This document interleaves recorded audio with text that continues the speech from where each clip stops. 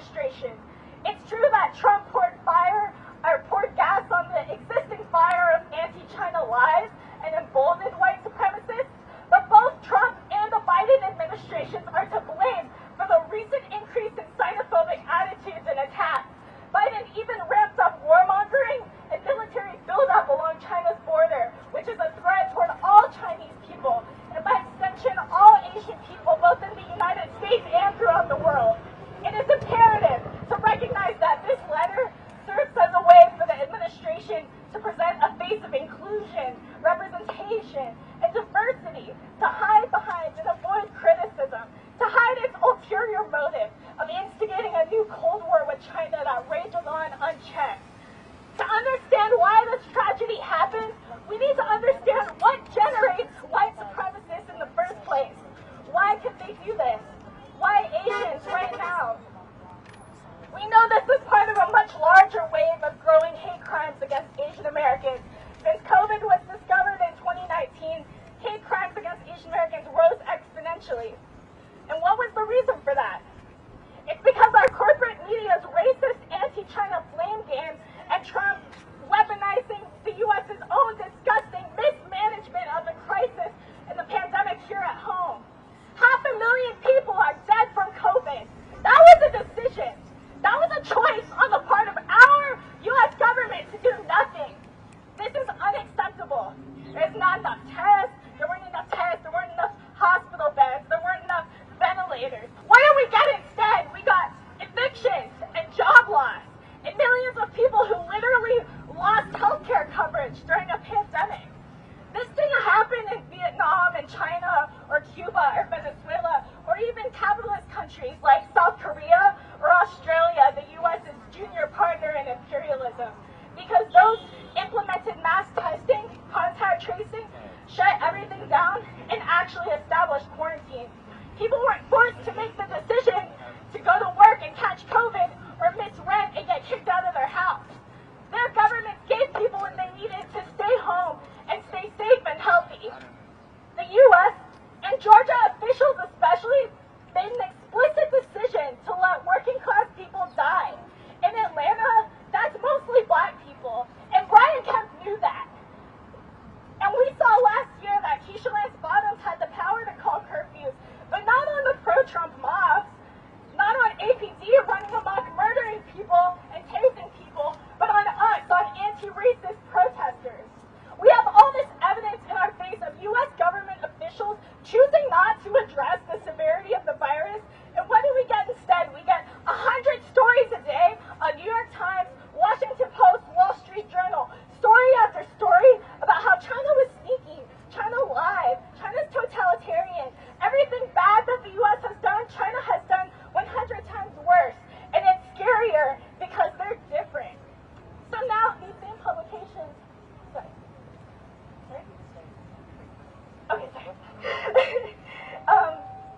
now these same publications are saying, oh my gosh, like how could this have happened? Why do people hate China? Why are these hateful attacks happening? Because these same outlets have told us not to blame our own government, but blame China for our misery. It's the China flu, or as Kelly Loeffler said, it's the Kung flu.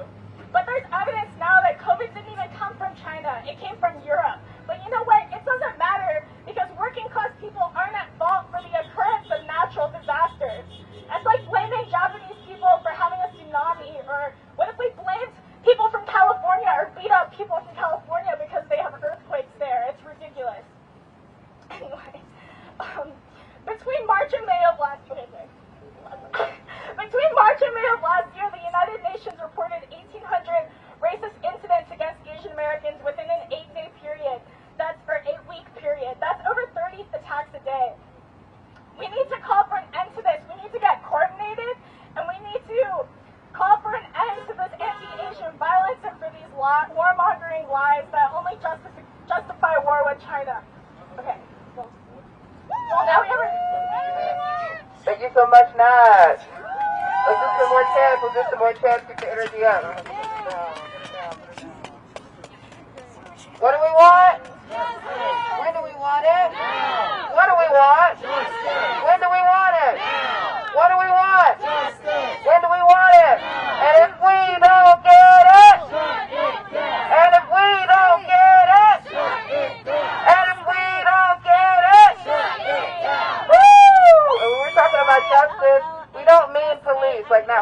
about. We need a mass movement of working people to fight against these lies, this propaganda against Asian people that leads to these hate crimes. We're not asking for the police to save us. We're going to save us. So I'm going to lead us through some more chant. All right. When the Asian community is under attack, what do? Asian community is under attack. What do? Our Asian community is under attack. What do? Asian community is under attack. What do? Stand up, fight back. Okay, another one. No hate, no fear. Asian people are welcome here. No hate, no fear. Women are welcome here. No hate, no fear. Immigrants are welcome here. So let's do all of them. No hate, no fear. Asian people are welcome here. No hate, no fear.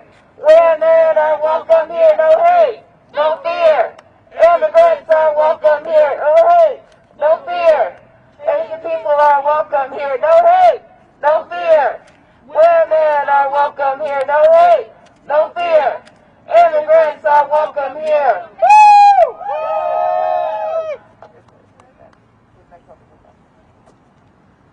Thank you, everybody, brothers and sisters. Thank you for coming out here today. This is a rally to stand in solidarity with the Asian American community here in Atlanta and in America nationwide. We will not stand by while these racist, white supremacist attacks terrorize our communities. An injustice to one is an injustice to all, and we will not stand for it. We want to show that we're out here standing up and fighting back, that we will not cower in fear, which is the intention of these attacks. Let's call it for what it is. It's a terrorist attack, a white supremacist terrorist attack designed to instill fear on the community at large, against the Asian American community, against women in our community, against immigrants in our community. And we will not stand for that. We're going to show a united front full of solidarity and love and compassion for our fellow Americans here, and for all that come to this country. You are welcome here. That when we say immigrants are welcome here, we say that with our chest. We say that with our hearts. We say that with our arms wide open. So we're out here today to show that we are not going to stand for this, that people are going to fight back. We have a time to grieve, we have a time to mourn, but we also have a time to organize to make sure that this does not happen again. Because how are we going to end this racism, this terrorism against it? Is that we got to unite, we got to organize, and we got to put a stop to it. We got to go find out the root of this problem. You know, we got to call it for what it is, and what it is a hate crime. We don't need anyone to tell us that we don't know if it was racially motivated or not. We can see with our own eyes that this was a hate crime. And anyone who says otherwise is a coward and refuses to believe the truth. So Captain Baker, we saw the signs. We're sick of these hate crimes. Alright, so say it with me. Captain Baker, we know the signs. We're sick of hate crimes. We are sick of hate crimes. We are sick of hate crimes. We are sick of hate crimes. We are sick of hate crimes. We are sick of hate crimes. We are sick of hate crimes. We are sick of hate crimes. We are sick of hate crimes. We are sick of hate crimes. We are sick of hate crimes. Say it loud and say it clear. Immigrants are welcome here. Say it loud, say it clear.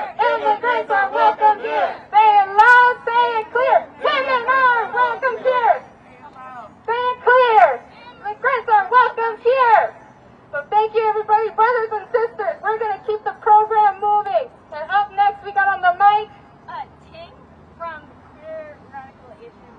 We've got Ting here from Queer Radical Asians, here to speak to us. Thank you. Hey guys. Okay, so I just wrote it all out so I don't miss anything. Basically, this whole thing, it feels numbing, exhausting, scary, hopeless, and it's really hard sometimes to like hold on to the hope when we see Black, Indigenous, and people of color constantly under attack.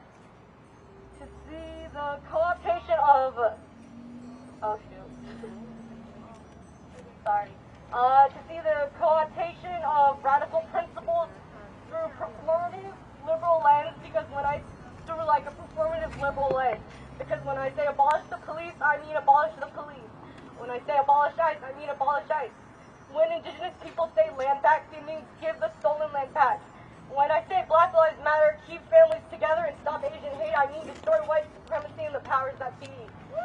We each have unique histories of how we ended up here in the United States, a country that was founded through the stealing of land of indigenous people and the genocide and displacement of indigenous people.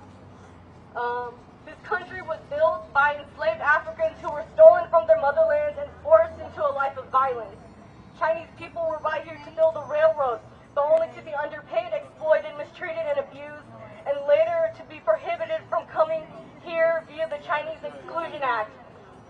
The U.S. empire has since expanded across every continent in the form of bombs, resource extraction, labor exploitation, wars, propaganda, economic sanctions, catalysts for ethnic tensions, and collaboration with political and wealthy elite, and white saviorism, mission trips, and disaster relief.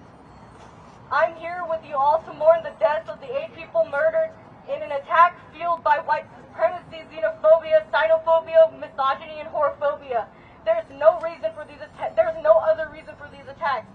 7 of the people were women. 6 of them were Asian women who worked at massage parlors. All of these women had families, struggles, hopes, and dreams. But instead of being seen as human, they were seen as targets of murder, jokes, stereotypes, and objects of hypersexualization and fetishization. This narrative of Asian women was written by white supremacists who raped, exploited, subjugated, dehumanized, and objectified, and continue to objectify them. As an Asian femme, I can say that we are strong as fuck, and my mom and my grandma survived a genocide and experienced traumas that they still struggle to talk to me about today. But they're here and they're doing their best. So in honor of all the lives lost at the hands of white supremacy, I'm asking for everyone to devote their lives to dismantling it in ways that are beyond posting on social media and donating money. Dismantling white supremacy means understanding the history of how we got here in the first place, rejecting U.S. imperialism and aggression towards other countries, rejecting increased policing and surveillance, and destroying the systems in place, and dreaming up alternatives to community safety and how we are in relationship with one another. All this shit, it takes time, it takes healing, it takes intention, learning, reading, building trust and relationships with one another, and honestly getting out of our comfort zone. Because we have to make sacrifices for this shit to happen. And basically I have a quote that I thought was good. It's by Adrienne Marie Brown, but the quote is, "We are born into privilege. Where we are born into privilege, we are charged with dismantling any myth of supremacy. Where we are born into struggle, we are charged with claiming our dignity, joy, and liberation." That's all I have to say. What's your name? What's your name? My real name? Yeah. My legal name? Whatever name you want to give us. It's T-I-N. Hold on one second. All right, good everyone. Thank you so much, Ting, for sharing that. It's really, more than the words that I don't really have the words to express how this is felt. And I know I can't really feel exactly what everyone East Asian community is feeling right now. But it's quite similar to what we have been brought out to the streets for dozens and dozens of times, and that is the scourge of white supremacist violence against black people in this country. I call it a scourge, but it's endemic. It's a piece of this colonial project that we call the United States, and it requires racist violence like this to function, just like it requires mass incarceration, just like it requires criminalization of being poor, of being in a public space without spending any money, of not looking clean enough when there is no public facilities for poor and homeless people. This country, its gears run off of the violence and the hate and the pain of working people at this juncture. We're here right now where this man might have partially been inspired by the rhetoric of our former president and the officials part of the current administration. Tony Blinken, who supposedly is going to be a move forward from Mike Pompeo, he is similarly committed to the process of demonizing China and Asian countries and saying that it is a patriotic duty of ours to fight the tide of China's power. And I think that's something very, very, very, very interesting to say from a colonial project that has beaten, killed, and I don't want to say raped because of the charged environment we're in, but has worked its way through society, through history. When I heard about this massacre here, I felt terror, I felt pain, because women have been, women of color are sexualized. Part of this project requires Black women, Asian women to take on a persona that allows for them to be demonized, dehumanized, and used up for the pleasure and the power of those who are in power, white men. So when we hear a police chief say that this is not racially motivated, when we've seen posts from that person talking about China must pay for coronavirus, and we've also seen posts from that very police officer with T-shirts saying that Corona is fresh from China, making light of the hundreds of thousands of deaths, of the pain, of the economic destruction that this pandemic has wrought because our officials refuse to do anything for the people. I think it's I hear it as part and parcel of what we've been dealing with. So when many hundreds of thousands of us, millions of us have been in the streets for Black Lives Matter this summer, all of us, I know, will stay in the streets to support our Asian community and know that the struggle is not separate, it is the same struggle. Because the women who are working in these massage parlors, whether they themselves or the idea that the murderer had in his head, women are forced by economic distress to put themselves in situations where they have to serve and they have to deal with violent misogyny from men, white men specifically. And so that is something that is allowed. It's part of our advertising in this country. It's part of the way we listen to music. We listen to we consume art. The sexualization of Black women and Asian women, it takes on different forms, but it allows us to be separate enough that we don't want to struggle for liberation ourselves. So, as you can see from all of our shirts, we're the Party for Socialism and Liberation, and we believe that socialism is the only way we can get free from the chains of misogyny and racism that have plagued our people since time immemorial, since race was created for the service of colonialism. And I know that we can move from saying that we want to stop Asian hate and begging for justice from the police. I know that we can get to a place of power, a place of organization, and a place in which we are not asking, we are demanding, we are protecting our people because we are organized, because we know our community, our neighbors, and we know that the lies that people tell us that Black Lives Matter doesn't support Asian people or Asian people hate Black people, those are lies. Working class people, working class women in this country have all lost millions of jobs during this pandemic because we are similarly spaced in this society and put at the bottom of the totem pole. So since we're at the bottom of the totem pole together, I know that through struggle we can rise together. What do we want? Justice. When do we want it? Now. What do we want? Justice. When do we want it? Now. What do we want? Justice. When do we want it? Now. No justice? No peace. No justice? No peace. No justice? No peace. No justice? No peace. No justice? No peace. Woo! Thank you so much, Monica.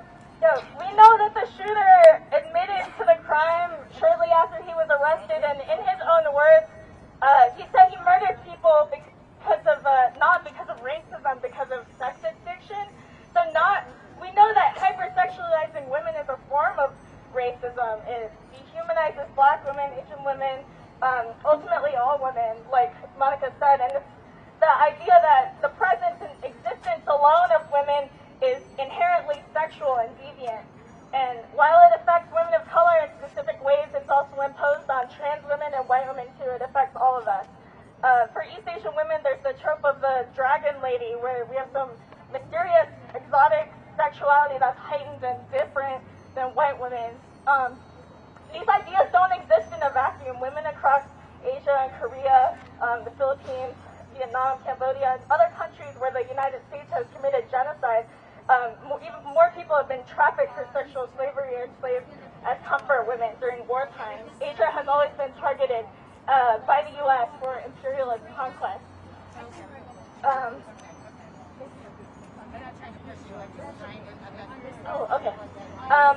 There's a long and infamous history of racism against Asian people in the United States, but we can get into that later. So our next speaker is also from Party for Socialism and Liberation, is a longtime committed organizer, Satya.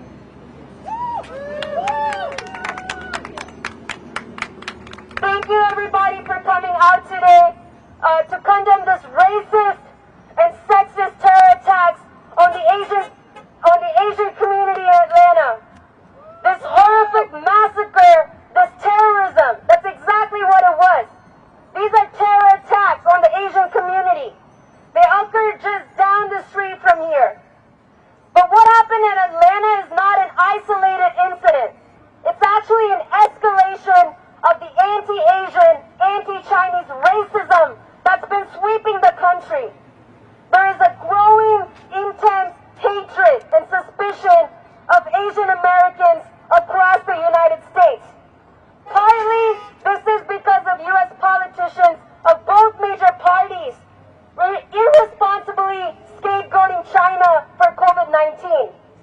The utter disgraceful failure of the U.S. government in handling COVID-19, which has now killed hundreds of thousands of Americans, is being blamed on China. The United States politicians' own incompetence is being blamed on China. And this wouldn't be the first time they're doing this. China has been scapegoated by the U.S. government at different points in history. But there is a bigger picture here. A bigger picture that is not being reported by the corporate media. This flare-up of anti-Asian violence and racism has everything to do with a larger anti-China demonization campaign that's being waged by both political parties and by the Pentagon war machine. The purpose of this anti-China demonization campaign is to dehumanize Chinese and other Asian people, so that when the U.S. wages a war on China, it is hoping to do this without any domestic opposition from working class Americans. This is exactly what they did before they invaded Iraq, before they invaded Afghanistan. This is not new. So the concept of the U.S. government wanting to wage a war on China, it's not a myth. It's not a fucking conspiracy theory. Under the Obama administration, we saw the U.S. military pivoting towards Asia. Pivot to Asia. Go look it up. Go study it. Under Pivot to Asia, we saw 60% of the U.S. naval capacity being shifted to East Asia, basically positioning it in a strategic position to attack China in the future.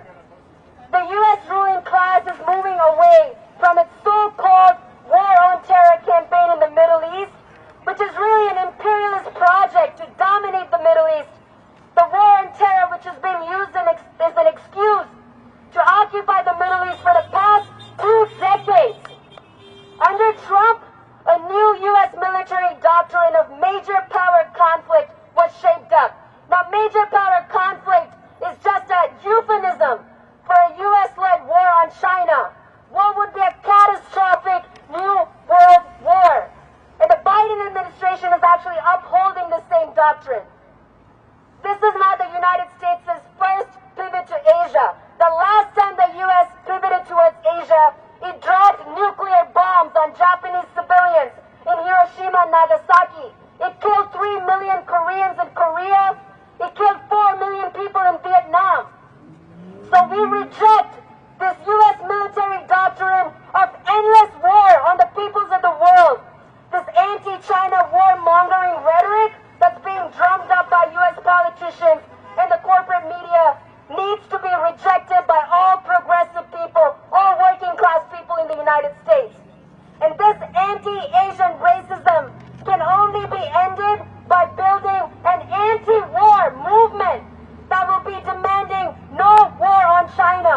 And we stand with the Asian American community in Atlanta and across the country against these racist, violent attacks. And we will fight back against this racism. Black, white, Asian, Native, Latino, we are going to stand together and fight racism and this war drive together. So we say pivot towards peace and not towards war. Pivot towards peace, not towards war. Pivot towards peace, not towards war. Pivot towards peace, not towards war. Thank you, brothers and sisters. We are out here on this afternoon, standing in solidarity with the Asian American community in Atlanta, with the Asian American community in America, and through Asian communities throughout the world, where we condemn this racist, sexist, white supremacist attack that was perpetrated on Tuesday night that left, unfortunately, 8 people of our community dead. So we mourn for their loss. But as a great comrade once said in history, pray for the dead, but fight like hell for the living. So we're going to be out here, we're going to be fighting like hell and show that we're not going to take this terrorism. We're not going to take this white supremacy anymore. But we have to ask, what is the root of imperialism? And imperialism.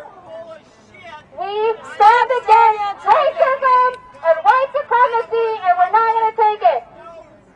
Hey, hey, ho, ho, these white supremacists got to go. Hey, hey, ho, ho, these white supremacists got to go. Hey, hey, ho, ho, these white supremacists got to go. Hey, hey, ho, ho, these white supremacists got to go. Hey, hey, ho, ho, these white supremacists got to go. Hey, hey, ho, ho, these white supremacists got to go. Hey, hey, ho, ho, these white supremacists got to go. Hey, hey, ho, ho, these white supremacists got to go. Hey, hey, ho, ho, these white supremacists got to go. Hey, hey, ho, ho, these white supremacists got to go. Hey, hey, ho, ho, these white supremacists got to go. Hey, hey, ho, ho, these white supremacists got to go. Hey, hey, ho, ho, these white supremacists got to go. Hey, hey, ho, ho, these white supremacists got to go. A little louder, everybody. Hey, hey, ho, ho, these white supremacists got to go. Hey, hey, ho, ho, these white supremacists got to go. Hey, hey, ho, ho, these white supremacists got to go. When the Asian community is under attack, what do we do? Stand up, fight back. When women are under attack, what do we do? Stand up, fight back. When Asian people are under attack, what do we do? Stand up, fight back. When immigrants are under attack, what do we do? Stand up, fight back. When immigrants are under attack, what do we do? Stand up, fight back. When women are under attack, what do we do? Stand up, fight back. When women are under attack, what do we do? Stand up, fight back. When immigrants are under attack, what do we do? Stand up, fight back. What do we do? Stand up, fight back. What do we do? Stand up, fight back. What do we do? Stand up, fight back. Woo! Woo! There we go. And just like that, that is how this community comes together to push out racism, sexism, and xenophobia from our spaces. And that's how we're going to build this movement. Because we got to build a multinational solidarity between one another, multi-gender, multi-sexuality, multi-nationality, solidarity between all our working class peoples. Because we are tired of this and we ain't going to take it no more. So again, we are out here because of the racist terrorist attack that happened on Tuesday night. And if you see yourself as a part of this fight against racism, against sexism, against white supremacy, then I urge you to join an organization. Join our organization, Party for Socialism and Liberation, where we got to build a society that fights for our rights, that guarantees for our rights, where housing, healthcare, education, the right to a full and dignified life are given to us, are our constitutional rights. So if you see yourself in this fight, join us. Join us in the streets. Join us in the books. Join us in history, because we got a world to win.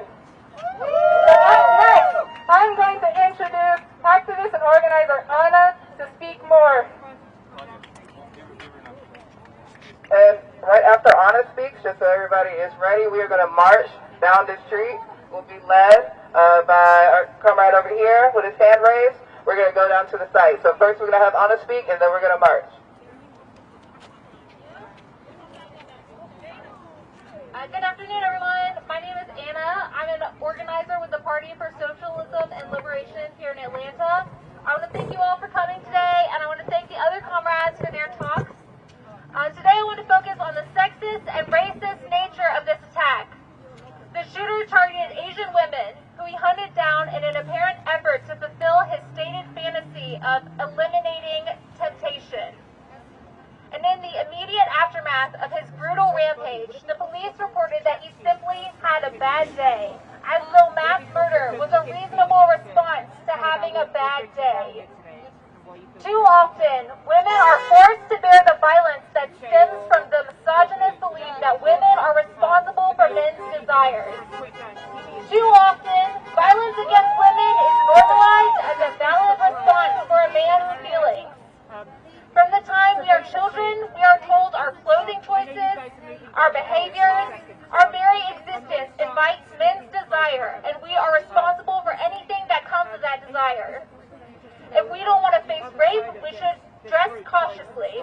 If we don't want to face violence, we should arm ourselves or move in packs or speak carefully to appease the men around us.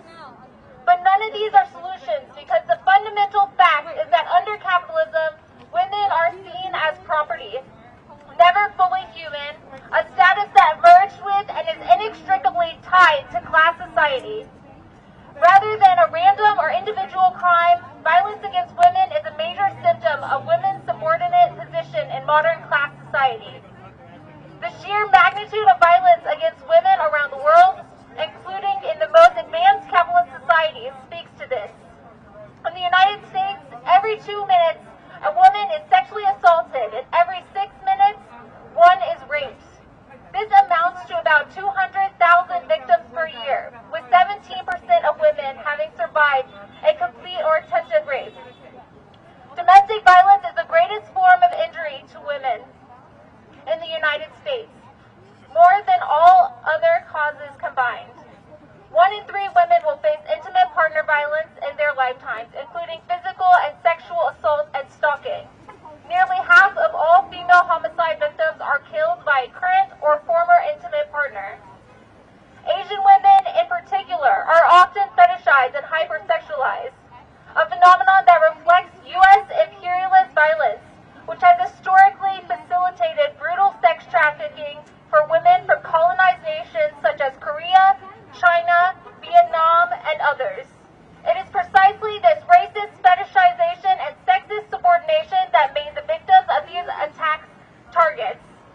And this racism, this sexism, are symptoms of and perpetuated by class society. Only through socialism can women shed our second-class status in society and achieve safety and liberation. All right, like I said, we're going to take the streets. We're going to follow our comrade in the checkered mask here, hand raised. We deserve self-determination as women, as people of color. The life that we are given here under capitalism, where we're always at the behest of a white supremacist, no more. We're going to fight back.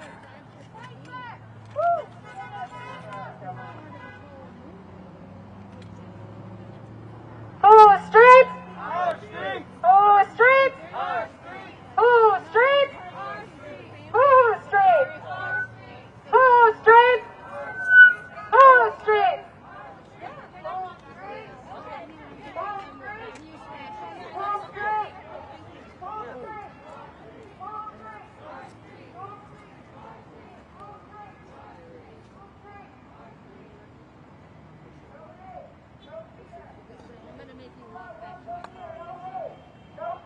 Where are you from?